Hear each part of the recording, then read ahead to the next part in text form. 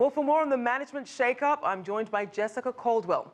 She's the Senior Analyst and Director of Pricing and Industry Analysis for Edmunds.com. Welcome to the show.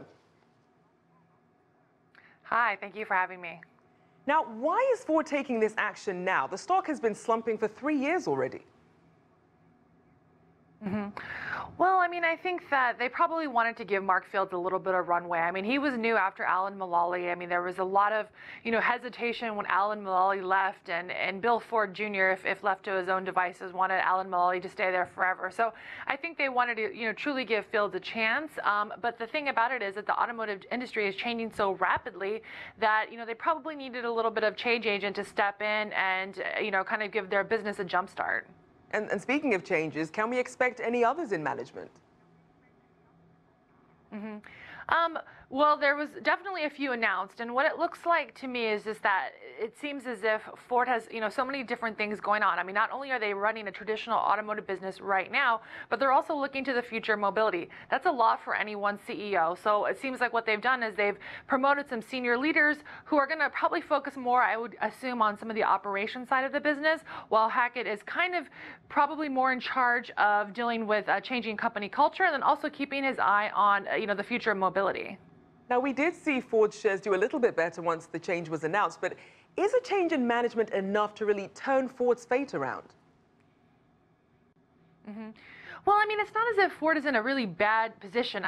So far their earnings have been pretty good. The company is, making a lot of profits on SUVs and trucks, which are all the rage in the U.S. and other markets right now. So it's not as if it's doing bad. I think what they're doing is investing in the future, because they know that the future of transportation is probably a lot different than what it looked like 10 years ago. So getting out there in front of everything and really trying to keep their eye on it and being a leader, so they're not passed by the likes of Tesla or Uber or any of these other companies. So they still kind of are a dominant player in the space.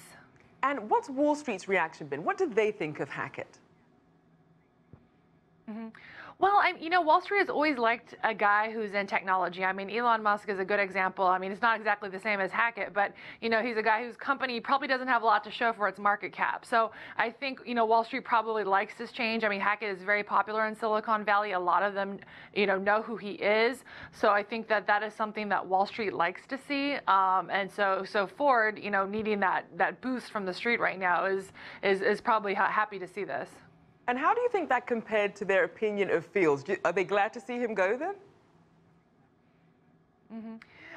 It's hard to say. Fields is definitely more of an auto guy. He had been with Ford, I think, over almost 30 years. So he's a traditional automotive guy, whereas, Hackett has a bit more diversity in, working for an office supply company. He was the athletic director at University of Michigan. He's known as a tech guy. A little bit more, diversity he's bringing to the table than a traditional autos guy. So I think that, it's not exactly you're comparing apples to oranges there, or apples to apples, rather. And diversity is certainly key. We see that consumer tastes are changing, technology is advancing, and some analysts say Ford was just a little bit too slow to react to the changes. So now you have this new leader focused on their smart mobility. What does that mean for Ford's strategy going forward? Well, I think they're definitely keeping, their eye on the future of mobility. And I think the problem is that nobody knows what the right answer is. There's a lot of people in this space, from technology companies to transportation network companies to auto companies.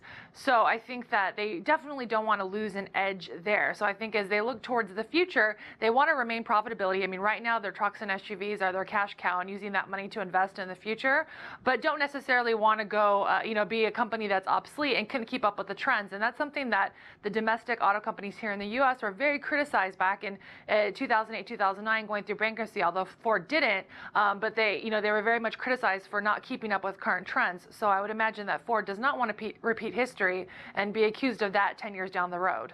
So to keep up with the trends, should Ford be focusing more on competing with the likes of Silicon Valley and what's coming out of there, instead of these traditional car companies that are coming out of, say, Detroit? Well, the thing about it is everyone now is doing all of the different things that they're, that they need to do. I mean, they're looking at automation, they're looking at electrification, they're looking at, potential ride sharing, car sharing.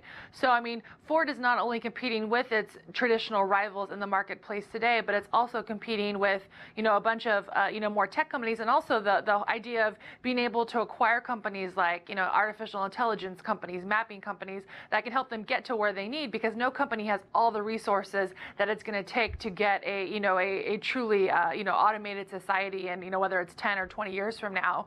But it's there's a lot of moving pieces that the auto space has never, quite frankly, seen before.